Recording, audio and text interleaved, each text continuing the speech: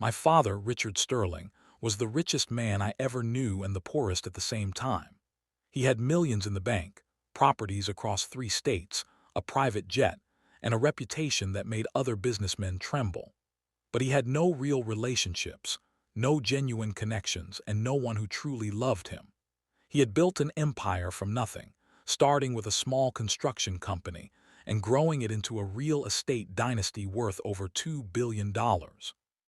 But in building his fortune, he had systematically destroyed everything else that mattered, including me. I was his only son, Nathan, and to him I was nothing more than a disappointment, a failed investment, a stain on the Sterling name. From the moment I was born, my father had a plan for me. I was going to take over the family business. I was going to follow in his footsteps, expand the empire, and make even more money than he had. I was going to be the perfect heir to the Sterling dynasty, the son who would carry his legacy into the next generation. The problem was, I had no interest in any of that. I had my own dreams, my own ambitions, my own path to follow, and my father could not accept that. When I was 5 years old, he bought me a toy cash register. "Learn to count money, son," he said, his voice serious and commanding even at that young age. "It's the only thing that matters in this world. Money is power. Money is respect. Money is everything."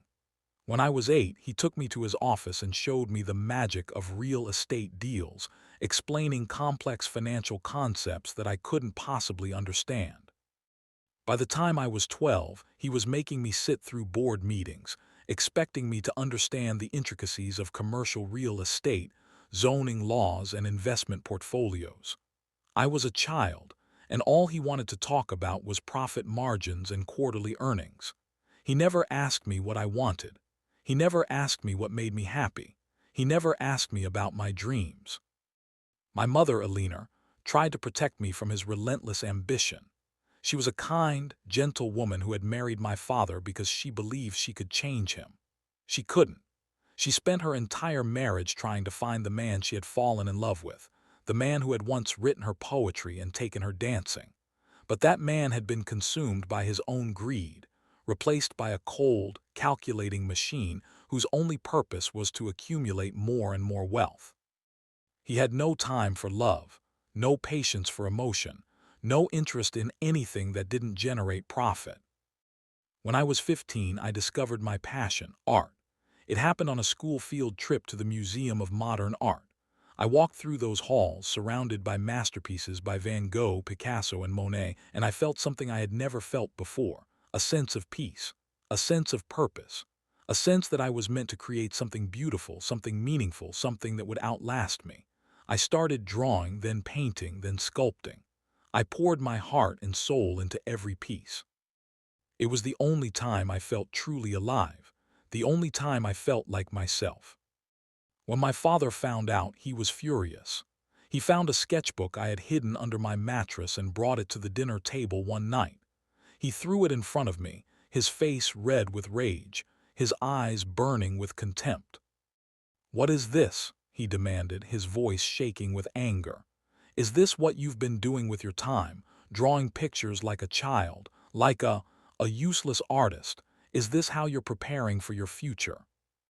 I was terrified. I had never seen him so angry. "I'm not doing anything wrong, father," I said, my voice shaking. "I just like to draw. It makes me happy. It makes me feel alive." "Happy?" he screamed, slamming his fist on the table so hard that the dishes rattled. "Happy? Do you think life is about being happy? Life is about building something, achieving something, making something of yourself. Do you think artists make money? Do you think they matter? They're dreamers, Nathan, wasters of their potential. I didn't raise a son to be a dreamer. I raised a son to be a king. I raised a son to build an empire." He grabbed the sketchbook and threw it into the fireplace. I watched in horror as my drawings, my dreams, my soul went up in flames. I couldn't stop the tears. I had never cried in front of my father before, but I couldn't help it. It was the first time I realized that he didn't love me. He loved the idea of me. The son he wanted me to be, not the son I actually was, not the person I was becoming. My mother tried to comfort me, but she was helpless. She was trapped in a marriage to a man who treated her like a trophy wife, an accessory to his success. She had no power, no voice, no agency. She did her best to shield me from my father's cruelty, but she could only do so much. She was his prisoner, just like I was. We were both trapped in his world of wealth and control. The breaking point came when I was 17. I had been accepted into the Rhode Island School of Design, one of the most prestigious art schools in the country. I was overjoyed. I had worked so hard for this. I had spent countless hours perfecting my portfolio, pouring my soul onto every canvas. It was the proudest moment of my life. I rushed home to tell my father, my heart pounding with excitement, my dreams finally within reach.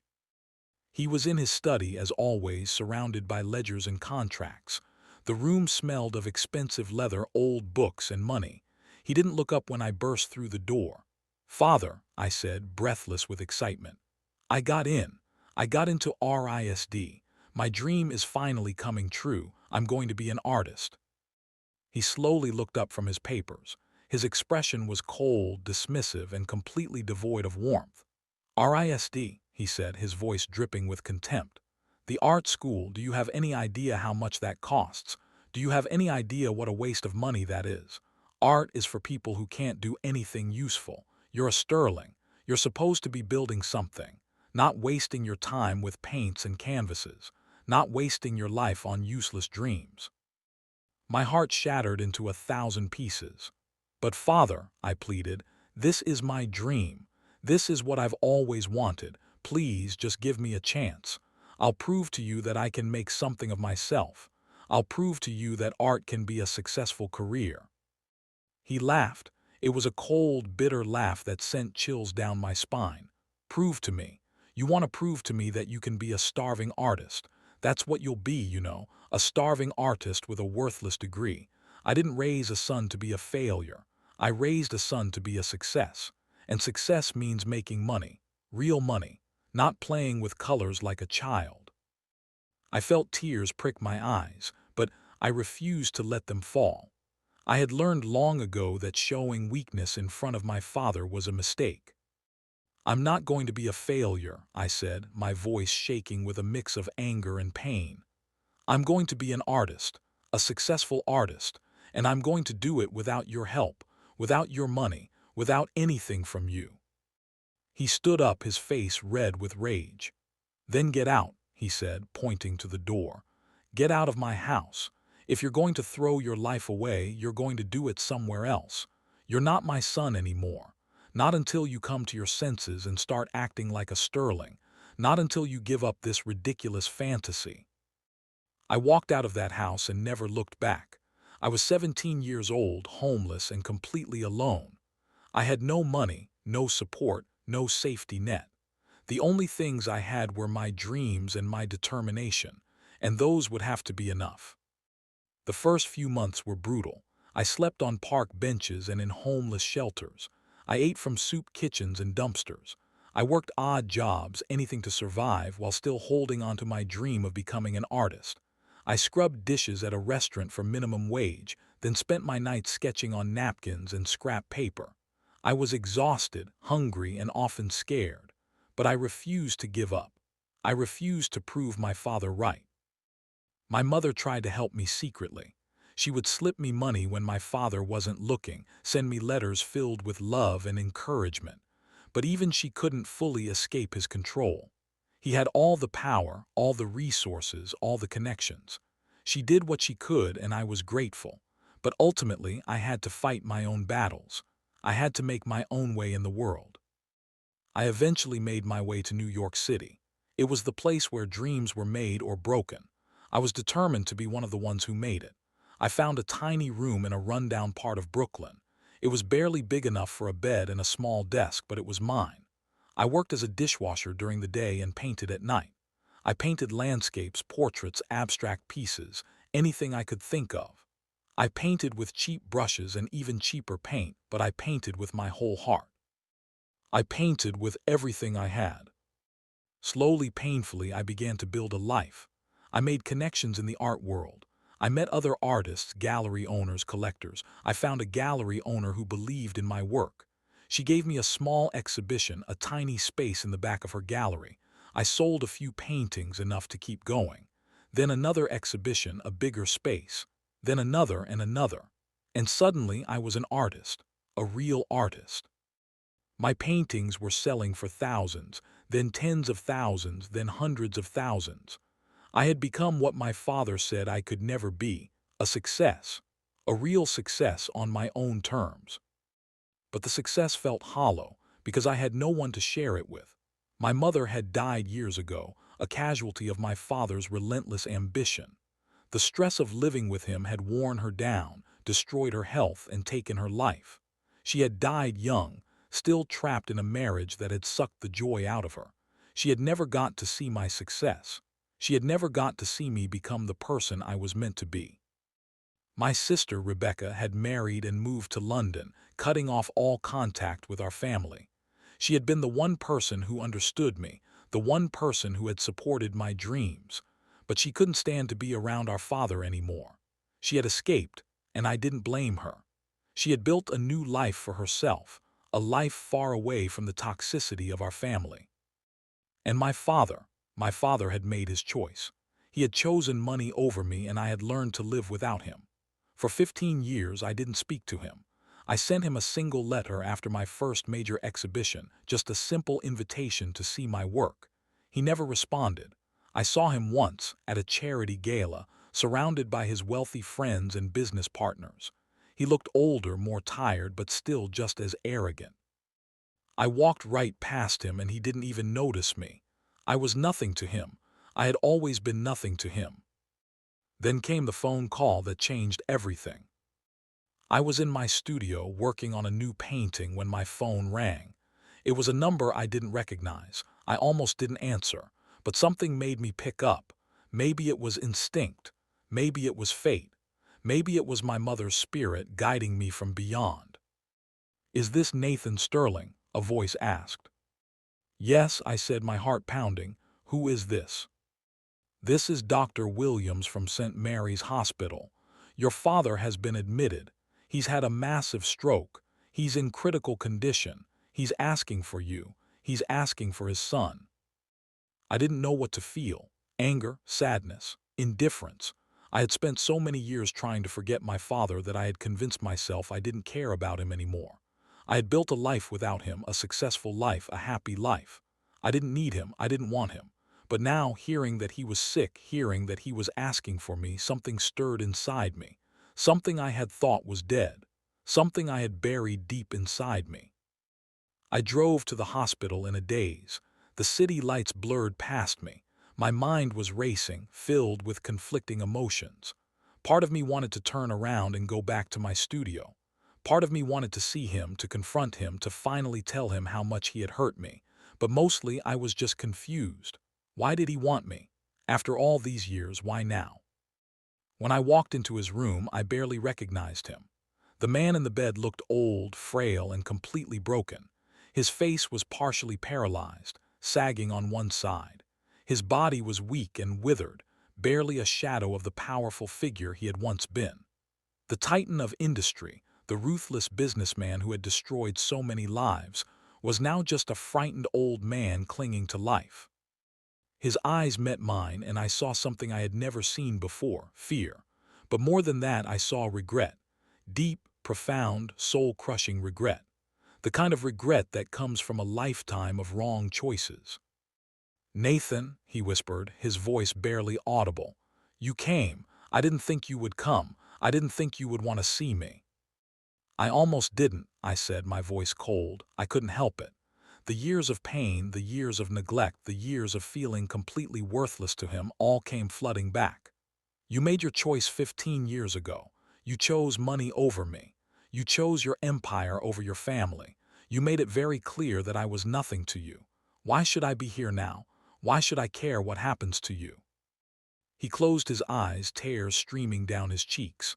"I know," he whispered. "I know what I did. I was wrong. I was so wrong about everything. I thought money was the only thing that mattered. I thought success meant making millions. I thought I was protecting you, preparing you for the real world, but I was wrong. I was so wrong.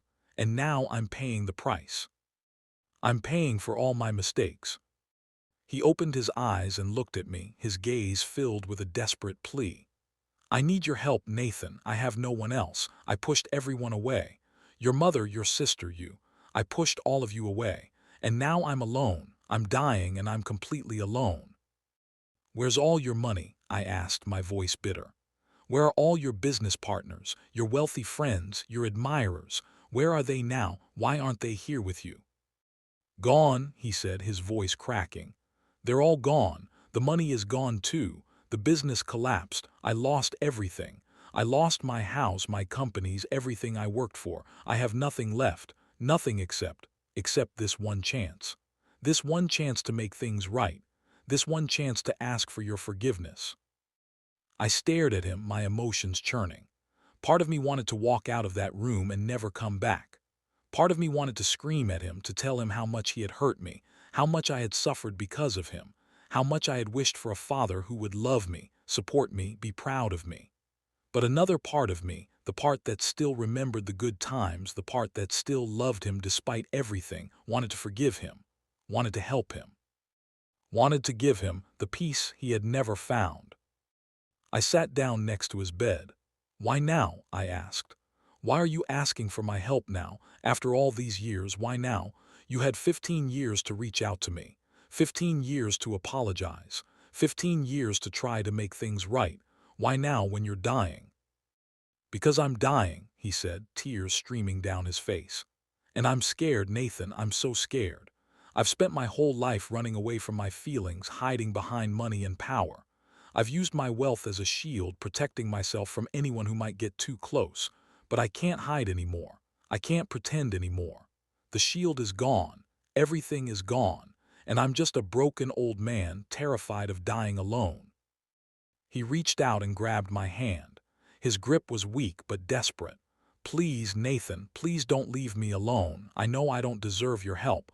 I know I don't deserve your forgiveness. But I'm asking anyway. I'm begging you, please, help me through this.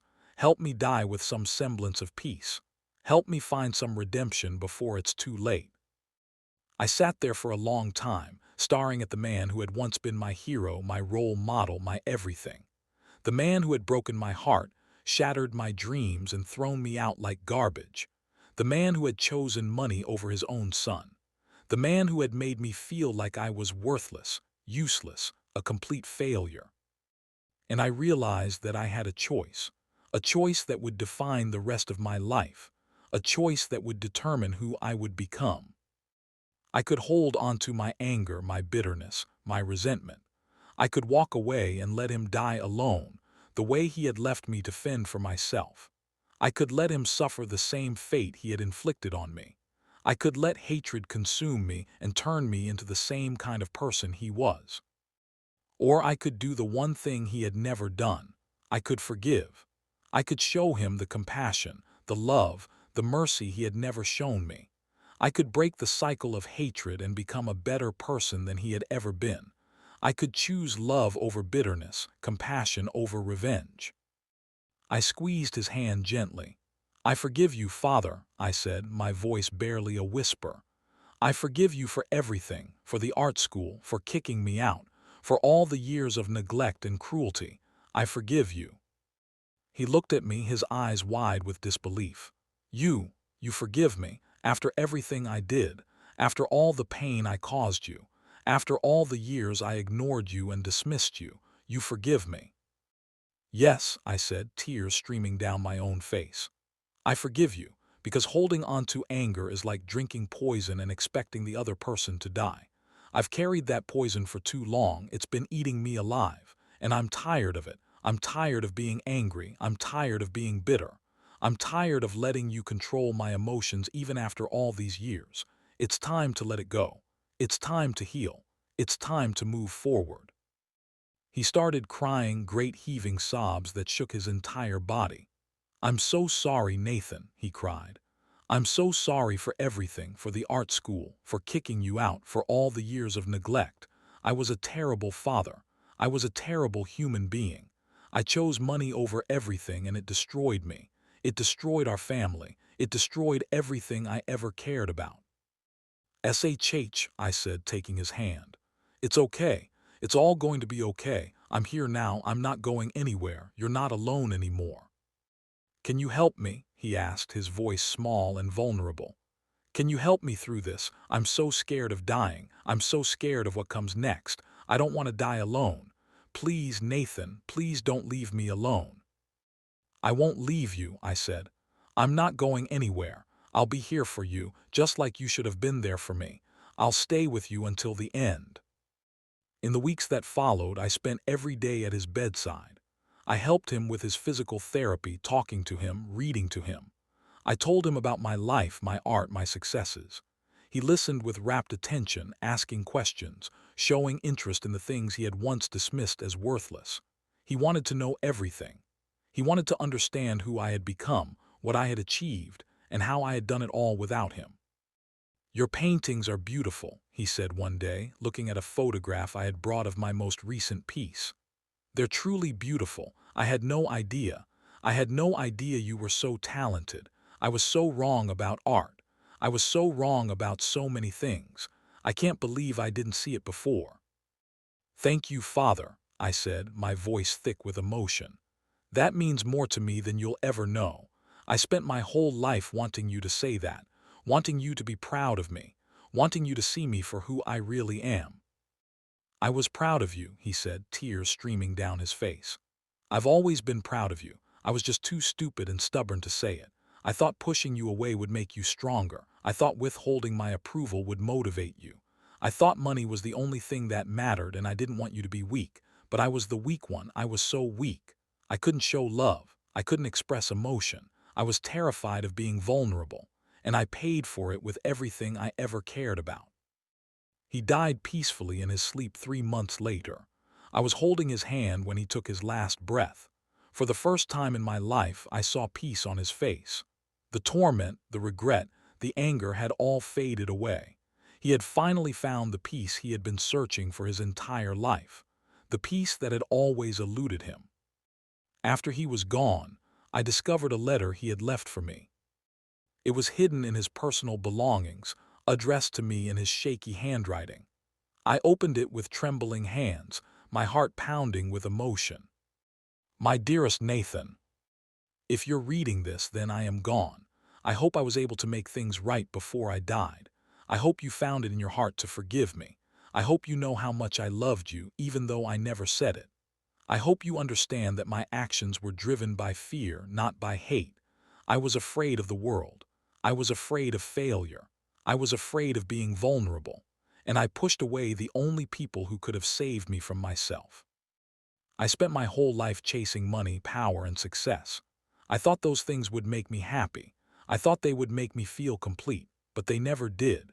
They were empty promises, hollow achievements. The only thing that ever truly mattered was love. Love for you, love for your mother, love for your sister. But I was too blind, too foolish, too stubborn to see it. I traded love for money, and I lost everything that mattered. I know I don't deserve your forgiveness. I know I don't deserve your love. I treated you terribly. I was cruel, cold, and completely blind to your needs. I forced my dreams on you, ignored your own, and threw you out when you didn't conform to my expectations. I was a terrible father. I was a terrible husband. I was a terrible human being, and I'm so sorry. But I'm asking for your forgiveness anyway. I'm asking for your love. I'm asking for your help. Not with money, not with business. I'm asking for your help to heal the wounds I caused. I'm asking you to help me die with some semblance of peace. I'm asking you to be the son I never deserved. You were always the best thing in my life, Nathan. You were always the brightest light in my darkness. And I threw you away because I was too scared to admit that I needed you. I was too proud to show my love. I was too arrogant to see that you had something far more valuable than any amount of money. But I love you, Nathan. I love you with all my heart. And I'm so sorry it took me so long to say it. I'm so sorry I wasted so many years being a fool. I'm so sorry I caused you so much pain. Please, Nathan, please remember me not as the man I was, but as the man I wanted to be. The man I should have been. The man I was finally becoming at the end. Please remember the good moments if there were any. Please know that I loved you. Please know that I was proud of you. Please know that you were the best thing that ever happened to me. Your loving father, Richard. I read the letter 3 times, tears streaming down my face. The man who had chosen money over me had finally realized his mistake. The man who had never shown me an ounce of love had finally said the words I had waited my whole life to hear. It was too late for him to make things right. He was gone, and there was nothing I could do to change the past. But it wasn't too late for me.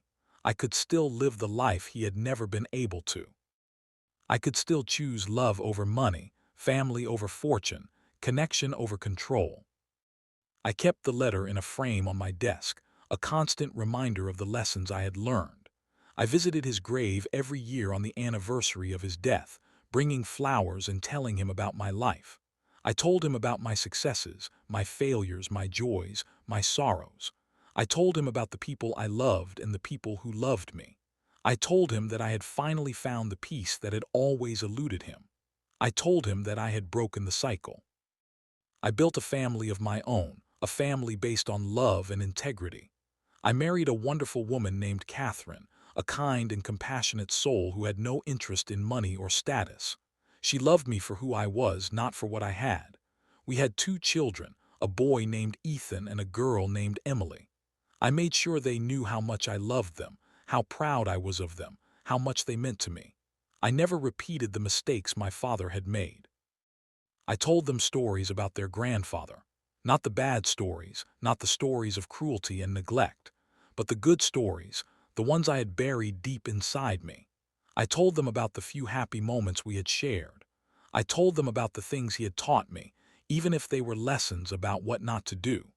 I told them that their grandfather had been a broken man, a man who had been so consumed by his own fears that he had lost everything that mattered. And I told them that I had forgiven him, that I loved him, and that I would always be grateful for the lessons he had taught me, even if he hadn't intended to teach them. The money my father had left me was gone. He had lost everything before he died. The empire he had built had crumbled. The mansions had been sold. The investments had vanished, but that didn't matter. I had something far more valuable, a father's final words, a father's apology, a father's love. I had closure. I had peace. I had the knowledge that in the end he had found his way back to the man he was supposed to be. My father chose money over me. He chose his empire over his family. He chose his pride over his son, and he paid the price. He died alone, surrounded by the ashes of his destroyed legacy, with no one to mourn him but the son he had rejected. He spent his entire life accumulating wealth, and in the end he had nothing. No friends, no family, no love, no peace.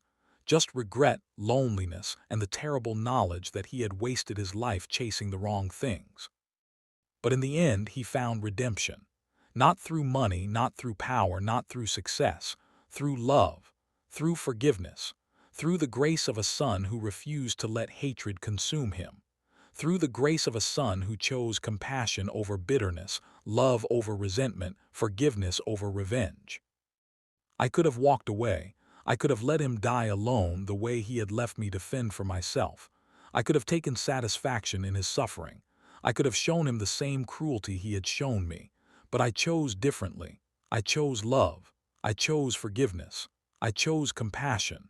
And that choice changed everything. It changed me. It healed the wounds that had been festering inside me for years. It broke the cycle of hatred that had defined my family. It set me free from the chains of bitterness and resentment. It showed me that I could be a better person than my father had ever been. It showed me that I could break the cycle, heal the wounds, and create something beautiful out of the ashes. And in the end, that was the greatest victory of all.